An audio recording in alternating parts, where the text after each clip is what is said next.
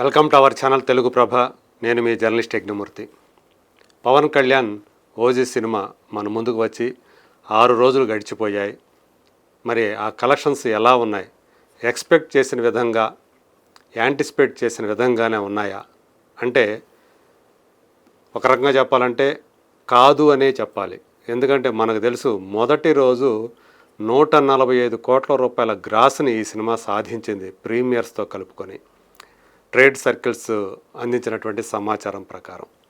So producers అయితే 154 కోట్ల రూపాయల గ్రాస్ సాధించింది ప్రపంచవ్యాప్తంగా అని చెప్పేసి పోస్టర్ రిలీజ్ చేశారు.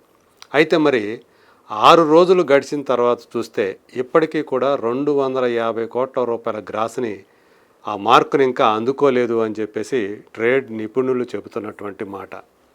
మరి మొదటి రోజే 145 కోట్ల రూపాయల గ్రాసును వసూలు చేసినటువంటి సినిమా తర్వాత 5 రోజుల్లో ఆ ఒక్కరోజు గ్రాసుని అందుకోలేకపోయిందా అనేటువంటి ప్రశ్నలు, అలాగే చాలా వరకు ఆశ్చర్యాన్ని కలగజేస్తూ ఉన్నాయి. ఇంకా చెప్పాలంటే సోమవారం, మంగళవారం అంటే 5వ రోజు, 6వ రోజు ప్రపంచవ్యాప్తంగా ఈ సినిమా అంటే డబుల్ డిజిట్ని కూడా సాధించలేకపోయింది. షేర్ కానివ్వండి, గ్రాస్ కానివ్వండి. ఇది నిజంగానే ఒక రకమైనటువంటి కలవరాన్ని కలిగించేటువంటి విషయం. కేవలం మొదటి 4 రోజుల్లో మాత్రమే షేర్ పరంగా చూసుకుంటే తెలుగు రాష్ట్రాల్లో కానివ్వండి, ప్రపంచవ్యాప్తంగా కానివ్వండి, మొదటి 4 రోజుల్లో మాత్రమే ఇది డబుల్ డిజిట్ని సాధించగలిగింది. తెలుగు రాష్ట్రాల్లో చూసుకుంటే మనం ఇదివరకు చెప్పుకున్నాం, మొదటి రోజు 64+ క్రోర్స్ని షేర్ రూపంలో సాధించినటువంటి ఓజీ తర్వాత రెండో రోజు, 3వ రోజు, 4వ రోజు అంటే ఈ 3 రోజులు కూడా 12 కోట్ల పైచిలుకు షేర్ను మాత్రమే సాధించగలిగింది. అంటే మరి ఆ టాక్ అంతా ఏమైపోయింది, దాని మీద ఉన్నటువంటి ఆ హైప్ అంతా ఏమైపోయింది, ఎందుకని ఆశించిన రీతిలో ఆ ఫుట్ఫాల్స్ అంటే ఆక్యుపెన్సీ రేట్ అనేది కనిపించట్లేదు అనేటువంటి సందేహాలు తలెత్తుతున్నాయి. చాలా అంటే పవన్ కళ్యాణ్ని ఎలాంటి క్యారెక్టర్లో చూడాలనుకుంటున్నారో అలాంటి క్యారెక్టర్లో చూశారు అభిమానులందరూ కూడా. అలాగే డైరెక్టర్ సుజిత్ ఆ మూవీని తీర్చిదిద్దిన విధానం ఏదైతే ఉందో, ఓజస్ గంభీర అనేటువంటి పవన్ కళ్యాణ్ పోషించినటువంటి పాత్రను అతను డిజైన్ చేసినటువంటి తీరు ఏదైతే ఉందో అది సూపర్బ్గా ఉంది, ట్రెమండస్గా ఉంది అని రకరకాల నిర్వచనాలతోటి అభివర్ణిస్తూ వచ్చారు. సో అలాంటి మరి ఆ సినిమా ఎందుకని పర్ఫామ్ చేయలేకపోతుంది? సోమవారం నుంచి మరింతగా ఎందుకని డౌన్ అయిపోయినాయి కలెక్షన్స్? ఇది నిజంగానే ఒక రకంగా అంటే ఒక అబ్నార్మల్ అని చెప్పాలి, అసాధారణ స్థాయిలో ఆ కలెక్షన్స్ డ్రాప్ అయిపోవడం మనకి స్పష్టంగా కనిపిస్తోంది. 2025 సంవత్సరానికి సంబంధించి ఇంతవరకు ఒక్క తెలుగు సినిమా కూడా 300 కోట్ల మార్కుని అందుకోలేకపోయింది. సంక్రాంతికి వస్తున్నాం సినిమా సంక్రాంతికి వచ్చింది. అది ట్రేడ్ వర్గాలు అందించినటువంటి సమాచారం ప్రకారం 275 కోట్ల మార్కుని దాటింది. సో ఇప్పటి వరకు కూడా అనిల్ రావుపూడి, వెంకటేష్ కాంబినేషన్లో వచ్చినటువంటి ఆ సినిమాని ఆ తర్వాత వచ్చినటువంటి ఏ సినిమా కూడా బీట్ చేయలేకపోయింది తెలుగు సినిమాలకు సంబంధించి. మరి ఇప్పుడు కనీసం ఓజీ అయినా సరే ఆ మొట్టమొదటి 300 కోట్ల గ్రాస్ మార్కుని అందుకున్నటువంటి సినిమాగా నిలుస్తుంది అని చెప్పేసి చాలా ఘంటాపదంగా ఆ మొదటి రోజు ఆ కలెక్షన్ల ట్రెండ్ను చూసి చెప్పిన వాళ్ళందరూ కూడా ఈరోజు అనుమానాస్పదం అని చెప్తూ ఉన్నారు. ఎందుకంటే ఇప్పటి వరకు కూడా 250 కోట్ల మార్కునే అది అందుకోలేకపోయింది అనధికారికంగా మనకు అందినటువంటి సమాచారం ప్రకారం. సో అంటే ప్రొడ్యూసర్స్ అయితే 250 కోట్ల మార్కు దాటిందని చెప్పేశారు, అది వేరే విషయం. కానీ మనకు అందిన దాని ప్రకారం ఇప్పటివరకు అయితే 240 కోట్ల మార్కు వరకు, 244 కోట్ల గ్రాస్ వరకు ఈ సినిమా సాధించింది 6 రోజుల్లో అని చెప్పేసి తెలుస్తోంది. ఇండియా వైజ్ చూసుకున్నా కూడా ఒకసారి నా దగ్గర ఆ ఇండియాలో అంటే శాక్నిల్కి ఏదైతే మనకి ఆ ట్రాకింగ్ సైట్ ఉందో, బాక్స్ ఆఫీస్ ట్రాకింగ్ సైట్ శాక్నిల్కు ఎక్కువ మంది దాన్నే ఫాలో అవుతున్నారు. సో అది చెప్పిన దాని ప్రకారం అయితే 6 రోజుల్లో ఈ సినిమా ఇండియా వరకు చూసుకుంటే నెట్ పరంగా ఆల్మోస్ట్ దగ్గర దగ్గర 155 కోట్ల నెట్ను సాధించింది ఇండియాలో నెట్. సో వరల్డ్ వైడ్గా చూసుకున్నప్పుడు 244 కోట్ల గ్రాస్ సాధించింది అని చెప్పేసి తెలుస్తోంది. ఇది మనకి అందుతో విశ్వసనీయమైనటువంటి సమాచారం. సో ఇది మరి 6 రోజుల్లో 244 కోట్ల గ్రాసును సాధించినటువంటి ఆ సినిమా మరి లైఫ్ టైంలో 300 కోట్ల గ్రాస్ మార్కుని ప్రపంచవ్యాప్తంగా సాధించగలుగుతుందా? ఇది ఖచ్చితంగా డౌట్ఫుల్గానే ఎవరైనా సరే ఇప్పుడు ఈరోజు ఉన్నటువంటి ట్రెండ్ ప్రకారం. ఎందుకంటే 5వ రోజు 6వ రోజు కేవలం సింగిల్ డిజిట్కే పరిమితం అవటాన్ని చాలామంది అభిమానులు కూడా జీర్ణించుకోలేకపోతున్నారు. ఎందుకని ఇంతగా డ్రాస్టిక్గా తక్కువైపోయింది కలెక్షన్స్ అనేవి? దీనికి ప్రధానమైనటువంటి ఒక కారణం టికెట్ రేట్లు 2 తెలుగు రాష్ట్రాల్లో చాలా ఎక్కువగా ఉండటం.